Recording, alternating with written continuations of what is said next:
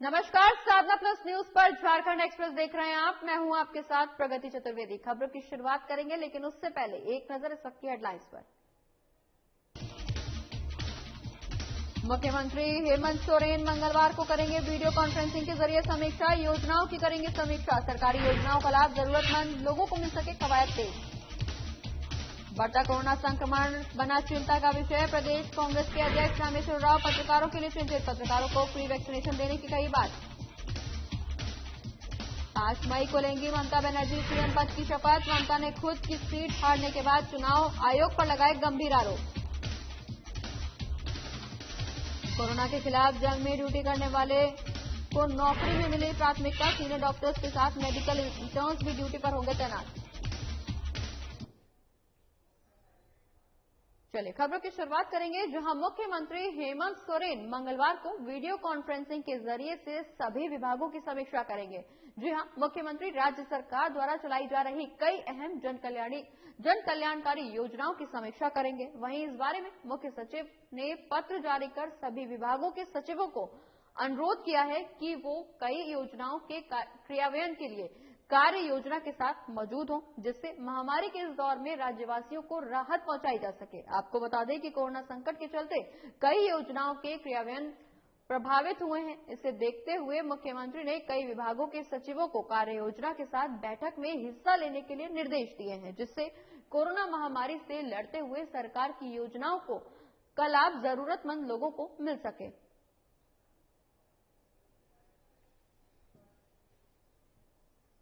अखिल भारतीय आयुर्विज्ञान संस्थान नई दिल्ली के डायरेक्टर डॉक्टर रणदीप गुलेरिया ने बेवजह सीटी स्कैन नहीं करवाने की बात कही है। जी हां, इस दौरान उन्होंने कहा कि जिनमें कोरोना के हल्के लक्षण हैं, वो सीटी स्कैन न कराएं। बिना वजह शरीर को स्कैनिंग के रेडिएशन का सामना कराना ठीक नहीं है, इससे कैंसर भी हो सकता है। उन्होंने कहा कि हल्के लक्षण वाले मरीज घर पर ही दवाओं का सेवन करें।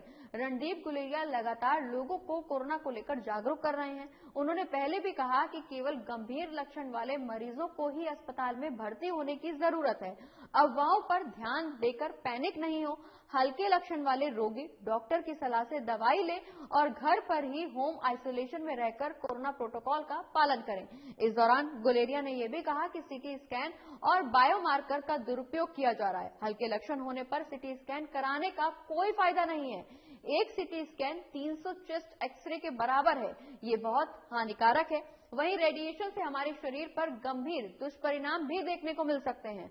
होम आइसोलेशन में रह रहे लोग अपने डॉक्टर से संपर्क करते रहें। सैचुरेशन 93 या उससे कम हो, बेहोशी जैसे हालात हो या छाती में दर्द हो रहा हो तो तुरंत अपने डॉक्टर से संपर्क करें।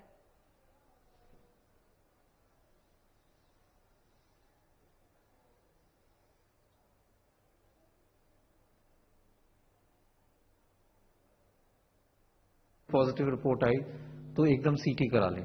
सबसे मैं पहले ये कहना चाहूंगा कि शुरू में सीटी कराने का कोई फायदा नहीं है। माइल्ड जो आपको अगर इन्फेक्शन है, माइल्ड कोविड है, तो सीटी से कोई फायदा नहीं है। सीटी में कुछ पैचेस आएंगे। कई स्टडीज हुई हैं। एक स्टडी हुई जिन्होंने एसिम्टोमेटिक लोगों में सीटी देखा और ये पाया कि 30 से 40% एसिम्टोमेटिक लोग जिनको कोई लक्षण नहीं है, सिर्फ उनका कोविड पॉजिटिव है, उनके सीटी में भी कुछ पैचेस आते हैं और वो अपने आप बिना ट्रीटमेंट के खत्म हो जाते हैं। तो इसलिए सीटी कराने का कोई फायदा नहीं है। बढ़ते आगे, जहां सूबे में बढ़ते कोरोना संक्रमण को देखते हुए झारखंड प्रदेश कांग्रेस के अध्यक्ष रामेश्वर राव पत्रकारों के लिए चिंतित नजर आ रहे हैं। पत्रकारों की सुरक्षा को देखते हुए उन्होंने प्रदेश के मुख्यमंत्री हेमंत सोरेन और स्वास्थ्य मंत्री बन्ना गुप्ता को पत्र लिखा है। अपने पत्र में उन्होंने पत्रकारों को फ्रंटलाइन वॉरियर्स मानते हुए उन्हें फ्री वैक्सीनेशन देने की मांग की है। वहीं पत्र में उन्होंने 18 साल से ज्यादा और 45 साल से कम उम्र वाले पत्रकारों के संबंध में कहा कि उन्हें भी फ्री वैक्सीनेशन मिलना चाहिए।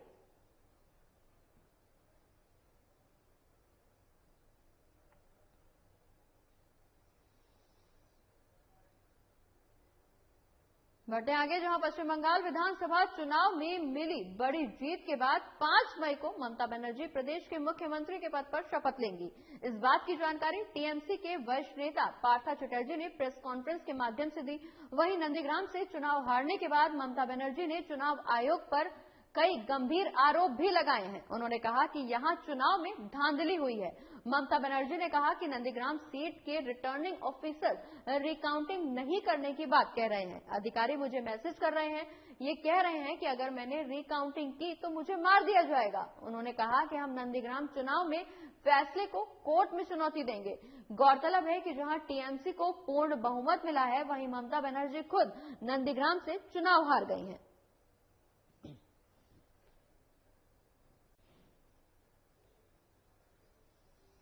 तो टीएमसी के वरिष्ठ नेता पार्था चटर्जी ने जानकारी दी है। आपको बता दें कि नंदीग्राम से ममता बनर्जी चुनाव हार गई हैं, जिसके बाद अब वो रिकाउंटिंग को लेकर विचार विमर्श कर रही हैं। बता दें कि पश्चिम बंगाल में ममता बनर्जी ने जीत दर्ज कराई है, तीसरी बार ये जीत दर्ज कराई है। वहीं नंदीग्राम में हारने के बाद ममता बनर्जी चिंतित नजर आ रही हैं, जहां उन्होंने कहा है कि अगर मैंने रिकाउंटिंग की तो मुझे मार दिया जाएगा। इस तरह के धमकी भरे मैसेजेस मुझे मिल रहे हैं। और कोरोना मरीजों के सेवा में लगे स्वास्थ्य कर्मियों के केंद्र सरकार ने बड़ा ऐलान किया है। आपको बता दें कि प्रधानमंत्री कार्यालय की ओर से ये जानकारी दी गई कि कोरोना वायरस के खिलाफ जंग में अपनी ड्यूटी का 100 दिन पूरा करने वाले स्वास्थ्य कर्मियों को सरकारी नौकरी में प्राथमिकता दी जाएगी। बता दें कि अस्पतालों में मैन पावर की कमी को देखते हुए सरकार ने सीनियर डॉक्टर्स के साथ मेडिकल इंटर्न्स को भी ड्यूटी पर तैनात करने के लिए कहा है। वहीं पीएमओ की ओर से जारी बयान में यह कहा गया है कि इस फैसले से कोरोना संक्रमित मरीजों के इलाज में जुटे डॉक्टर्स को सहायता मिलेगी। जानकारी के मुताबिक बीएससी नर्सिंग और जीएनएम पास नर्सेस को भी सीनियर डॉक्टर्स और नर्सों की निगरानी में कोविड-19 मरीजों की सेवा करने में पूर्णकालिक उपयोग किया जा सकता है।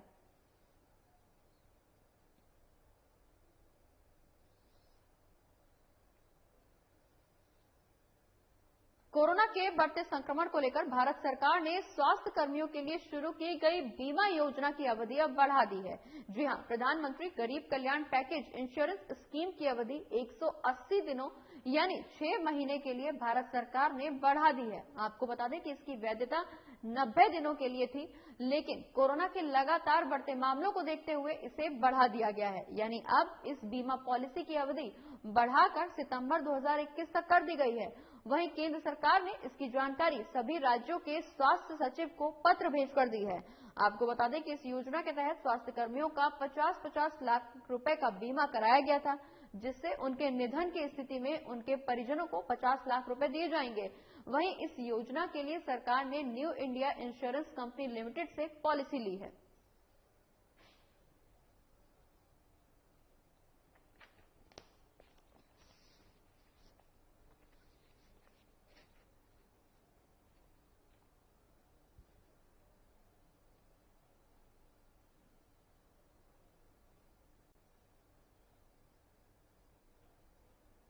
तो आपको बता दें कि विश्व स्वास्थ्य कर्मी के निधन पर परिजनों को अब 50 लाख रुपए मिल पाएंगे।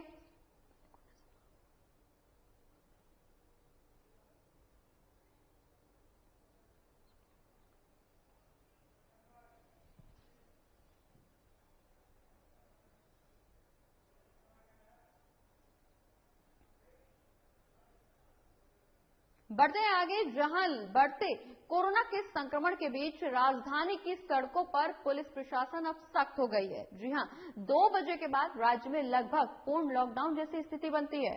ऐसे में बिना काम के सड़क पर निकलने वाले लोगों से सुरक्षाकर्मी पूछताछ भी कर रहे हैं। आइए आपको राजधानी रांची के बाजार और सड़कों की एक तस्वीर दिखाते हैं कि क्या वाकई लोग अपने घरों में हैं, क्या सड़कें सच में सूनी पड़ गई हैं, क्या वाकई लोग लॉकडाउन के नियमों का पालन कर रहे हैं। सड़कों का जायजा लिया हमारे संवाददाता नवीन शर्मा ने। इस वक्त मैं राजधानी रांची की सड़कों पर मौजूद हूं। एक तस्वीर आप देख रहे होंगे कि 2 बजे के बाद लगभग जो है लोगों का आवागमन जो है पूरी तरह से प्रतिबंधित है। कोई जरूरी ना हो तो सड़कों पर ना निकले। तस्वीरों में आप देख पाएंगे कि कुछ लोग सड़क पर थे, लेकिन जो सुरक्षा कर्मी हैं वो पूछताछ कर रहे हैं कि आप बिना वजह सड़क पर क्यों निकल रहे हैं। तो निश्चित तौर पे ये तस्वीर पूरी राजधानी रांची में आपको देखने को मिलेगी, क्योंकि जिस तरीके से कोरोना का संक्रमण बढ़ रहा है, कहीं न कहीं ये सख्ती बहुत ज्यादा जरूरी है। मैं आपको आज राजधानी के कुछ बाजारों की सड़कों की तस्वीरें अभी दिखाऊंगा कि क्या वाकई 2 बजे के बाद जो सारी जो खुली हुई दुकानें थी, क्या वाकई वो बंद होते हैं, क्या वाकई लोग सड़कों पर नहीं दिखते हैं। ये तस्वीरें मैं आपको यहाँ से अभी चल करके कुछ सड़कें, कुछ बाजारों से होते हुए गुजरूंगा और वो तस्वीरें मैं आपको दिखाऊंगा कि वाकई लोग अपने घरों में हैं क्या। आइए। और दरअसल हमारा मकसद ये जानना है कि जो सरकार ने जो स्वास्थ्य सुरक्षा सप्ताह का ऐलान किया है, इस बीच लोग घरों से निकल रहे हैं या नहीं और सड़कों पर कितनी भीड़ दिखती है। तो ये तस्वीरें मैं आपको दिखा रहा हूँ, राजधानी रांची की सड़कों की तस्वीरें दिखा रहा हूँ। आप देख सकते हैं। देखिए, अमूमन ये जो सड़क है ये बहुत ज्यादा बिजी सड़क है, लेकिन फिलहाल इस सड़क पर आपको लोगों का जो आवागमन है वो बहुत कम देखने को मिलेगा और सड़कों पर लोग बहुत कम गए हैं। देखिए, आज सुप्रीम कोर्ट ने भी अपने एक केंद्र सरकार और राज्य सरकारों से उसने कहा है कि सरकारों को पूर्ण लॉकडाउन पर विचार करना चाहिए। दरअसल दूसरे कई देश जो हैं वो भी भारत को और WHO समेत तमाम जो है संस्थाओं ने भी भारत को ये सुझाव दिया था कि फिलहाल संक्रमण से निपटने के लिए सरकार को लॉकडाउन के साथ जाना चाहिए। तो भारत में आज कई ऐसे राज्य हैं जिन्होंने लॉकडाउन कर दिया है और उन राज्यों में कहीं न कहीं झारखंड भी शामिल है, लेकिन झारखंड में कुछ छूट है फिलहाल। तो इस छूट के बीच लोग सड़कों पर जिस तरीके से सरकार समझ रही थी कि लोग कम निकले सड़कों पर, तो ऐसा बहुत ज्यादा देखने को नहीं मिल रहा, क्योंकि 2 बजे के बाद कुछ नियम कानून भी थे कि अगर लोग सड़कों पर दिखेंगे तो पुलिस उनसे पूछताछ करेगी कि आप सड़क पर क्यों हैं, क्यों निकले हैं, क्या काम है। और ये जरूरी चीज आपको सरकार को बताना होगा, माफ कीजिएगा, पुलिस प्रशासन को बताना होगा। लेकिन फिलहाल अभी तक हमें ऐसा कुछ देखने को नहीं मिल रहा है। आप देख सकेंगे कि ऑटो व्हीकल जो है वो चल रहे हैं, कुछ लोग जो है वो सड़कों पर जरूर निकले हुए हैं। तो निश्चित तौर पे ये जरूरी चीजें होंगी। लेकिन इन सब के बीच एक बात जो सबसे बड़ी है वो ये कि मैं जो तस्वीरें आपको दिखा रहा हूँ, इस तस्वीर में आपको बहुत कम लोग ही दिखेंगे जो सड़कों पर इस वक्त मौजूद हैं, जो चहलकदमी कर रहे हों। तो निश्चित तौर पे जिस तरीके से पूर्ण लॉकडाउन की बात सुप्रीम कोर्ट ने कही है, राज्य सरकार हो या केंद्र सरकार अब इस पर विचार कर सकती है। सूत्रों की माने तो राज्य सरकार अब और भी ज्यादा सख्ती करने जा रही है। हो सकता है कि जो छूट फिलहाल सरकार ने दिया है, इन तमाम छूट को भी सरकार वापस ले ले और राज्य में कहीं न कहीं पूर्ण लॉकडाउन जैसी जो व्यवस्था है वो लाई जा सकती है, क्योंकि संक्रमण का दर पिछले 1 सप्ताह को अगर आप देखें, जब से स्वास्थ्य सुरक्षा सप्ताह लगाया गया है, तो संक्रमण का जो दर है वो कहीं न कहीं उसकी रफ्तार थोड़ी सी कम जरूर हुई है। तो एक उम्मीद जरूर है और निश्चित तौर पे इस संक्रमण को अगर तोड़ना है तो सड़कों को ऐसे ही खाली रहना होगा। तो सुनी है ही, और 2 बजे के बाद जो बाजारों को बंद किया गया है, तो ये बंद दुकानें इस बात की गवाह हैं। सारी दुकानें जो हैं वो बंद हैं। लोग ऑर्डर को फॉलो भी कर रहे हैं और कहीं न कहीं इसकी आवश्यकता भी है। तस्वीरों में आप देखेंगे कि दुकानों का शटर गिरा हुआ है। बहुत कम लोग ही हैं जो सड़कों पर दिख रहे हैं। निश्चित तौर पे खौफ का दौर भी लोगों के अंदर जरूर है, लेकिन ये डरने का वक्त नहीं है। हौसला के साथ इस कोरोना को हराने का वक्त है। तो निश्चित तौर पे मैं ये तस्वीर आपको राजधानी रांची की सड़कों से, उसके बाजारों से मैं दिखाने की कोशिश किया कि जो 2 बजे के बाद जो गाइडलाइंस जारी है बंद होने का, और सरकार ने जो स्वास्थ्य सुरक्षा सप्ताह के दौरान जिन संस्थानों को बंद करने की बात कही थी, क्या वाकई लोग उसको फॉलो कर रहे हैं। तो निश्चित तौर पे लोग उसको फॉलो कर रहे हैं, हालांकि थोड़ी बहुत चहलकदमी जरूर देखने को मिलती है। कैमरा पर्सन कुणाल के साथ नवीन शर्मा, साधना न्यूज, रांची। और इसी के साथ यहाँ रुक एक छोटे से ब्रेक के लिए। ब्रेक के उस पार भी खबरों का सिलसिला रहेगा जारी।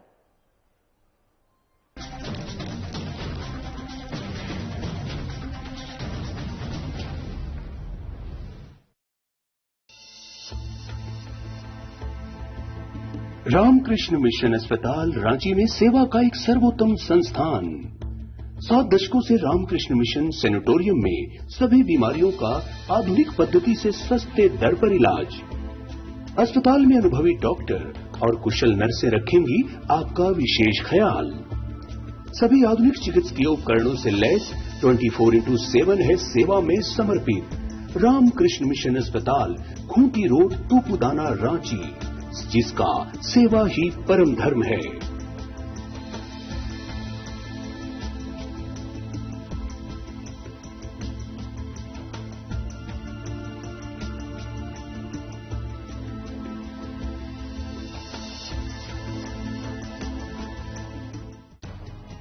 आंख अनमोल उपहार है। आंखों से संबंधित किसी भी प्रकार की परेशानी को आप हल्के में न लें। आपको आपके आंखों के इलाज के लिए कहीं दूर जाने की जरूरत नहीं है। आप सीधे चले आए किरण नेत्रालय, जहां आधुनिक मशीनों से आपकी आंखों का सफल इलाज किया जाता है। यहां पावर चश्मा भी उचित मूल्य पर उपलब्ध है। नर सेवा ही नारायण सेवा के संकल्प के साथ खुला किरण नेत्रालय बरौनी के लोगों के लिए किसी वरदान से कम नहीं है। हमारा पता है किरण नेत्रालय सेवा समिति, फुलवरिया बाजार, कैरीवारी दुर्गा स्थान के निकट, बरौनी। बिहार झारखंड के साथ देश दुनिया की हर बड़ी खबर देखिए फटाफट अंदाज में शाम 7:30 बजे। खबरें सुपरफास्ट सिर्फ साधना प्लस पर।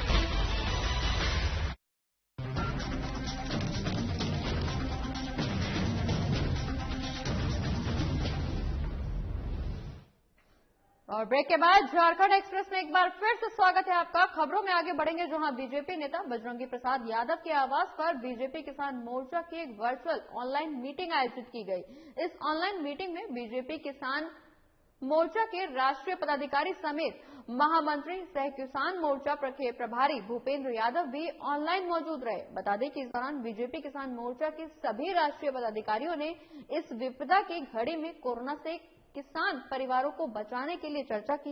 उन्होंने कहा कि इस कोरोना काल के दौरान किसान परिवारों को ज्यादा से ज्यादा टीकाकरण समेत बीमारियों से बचने के लिए अहम बातों की जानकारी किसान परिवारों के बीच पहुंचाने की बात रखी गई।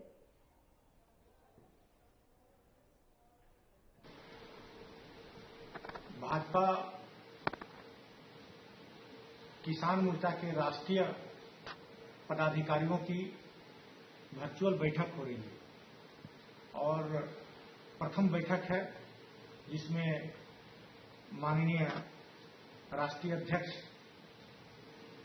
लोकप्रिय सांसद राजकुमार चहर जी की अध्यक्षता में हो रही है और इसमें मुख्य अतिथि के तौर पर भाजपा के राष्ट्रीय महामंत्री सह प्रभारी किसान मोर्चा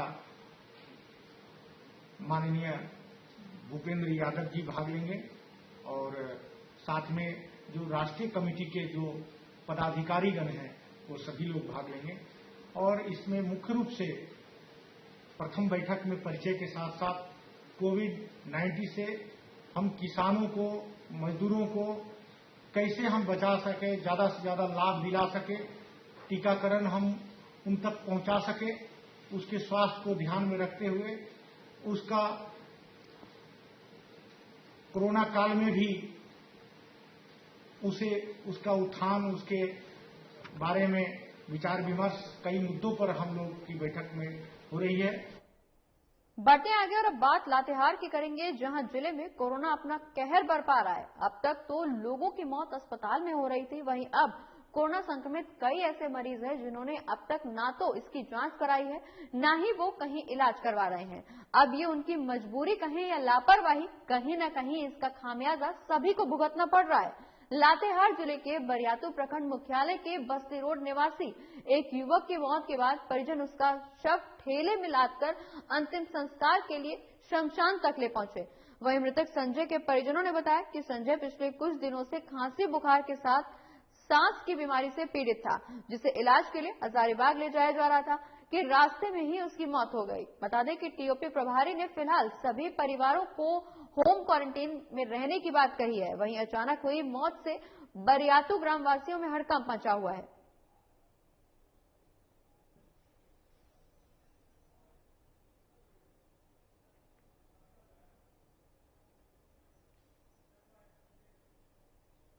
और साहिबगंज में एक हाथी से दहशत का माहौल बन गया। मामले में वन प्रमंडल पदाधिकारी मनोज तिवारी ने जानकारी देते हुए बताया कि एकल हाथी जो पाकुड़ से निकलकर साहिबगंज की ओर आ रहा है उसे जो काफी खतरनाक है। उन्होंने बताया कि इस एकल हाथी ने रास्ते में ही व्यक्ति को कुचल दिया।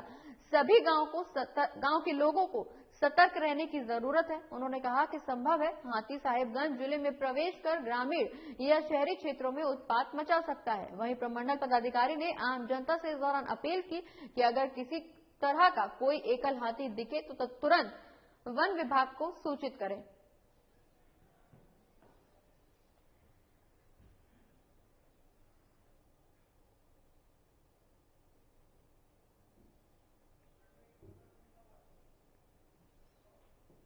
तो साहिबगंज का ये पूरा मामला, जहां हाथी के उत्पात से लोगों में दहशत का माहौल है। आपको बता दें कि इस दौरान हाथी ने एक व्यक्ति को कुचलकर मार डाला। वहीं ये हाथी पाकुड़ से निकलकर साहिबगंज की ओर पहुंचा, जहां वन विभाग के प्रमंडल पदाधिकारी ने आम जनता से अपील की कि इस दौरान अगर कोई भी एकल हाथी दिखे तो तुरंत वन विभाग को सूचित किया जाए। हाथी के आतंक से लोगों में दहशत का माहौल है। प्रमंडल पदाधिकारी मनीष तिवारी ने जानकारी देते हुए बताया कि एकल हाथी जो पाकुड़ से निकलकर साहिबगंज की ओर जा रहा है काफी खतरनाक है। इस दौरान उन्होंने एकल हाथी ने रास्ते में एक व्यक्ति को कुचल दिया। सभी गांव के लोगों को सतर्क रहने की जरूरत है। उन्होंने कहा है कि संभव है कि हाथी साहिबगंज जिले में ग्रामीण या शहरी क्षेत्रों में उत्पात मचा सकता है। अगर किसी को हाथी दिखाई देता है तो तुरंत वन विभाग को सूचित किया जाए।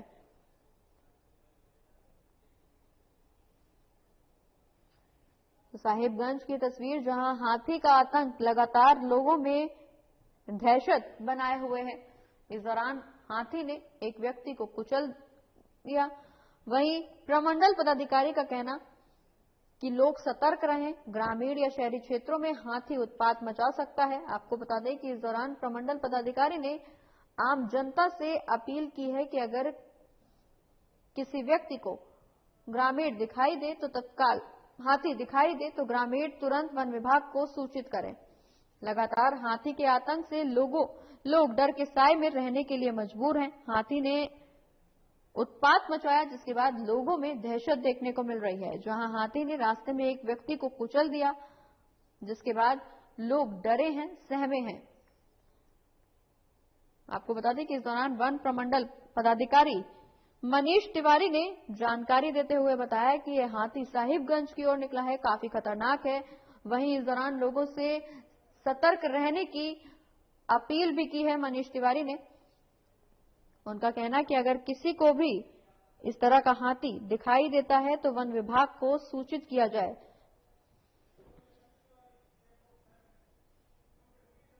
और इसी खबर पर ज्यादा जानकारी के लिए डीएफओ मनीष तिवारी हमारे साथ जुड़ गए हैं।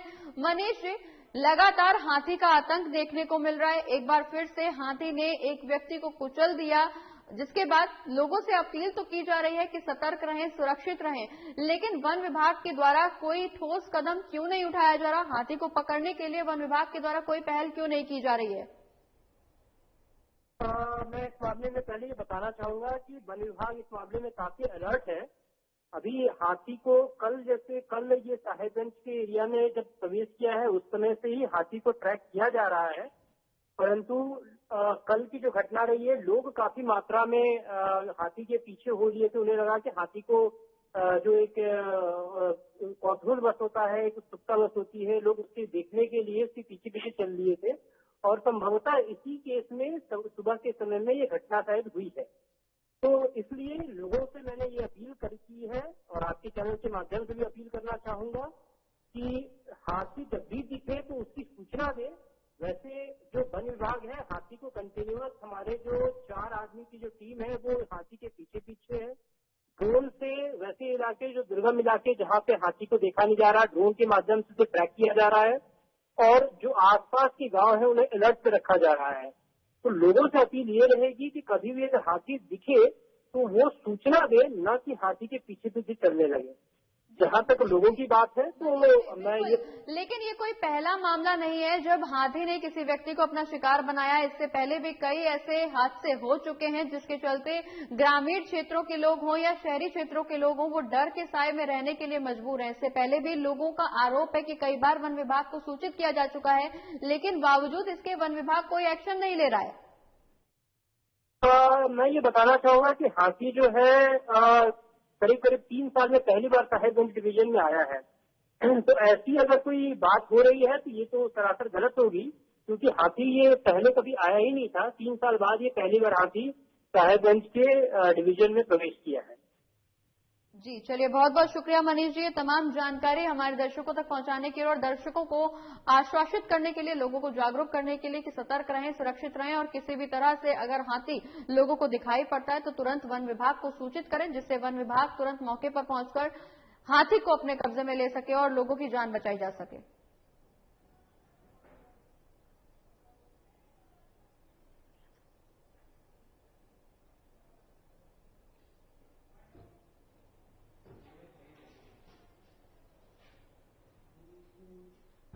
और इसी के साथ इस बुलेटिन में फिलहाल इतना ही। आप देखते रहिए झारखंड एक्सप्रेस। नमस्कार।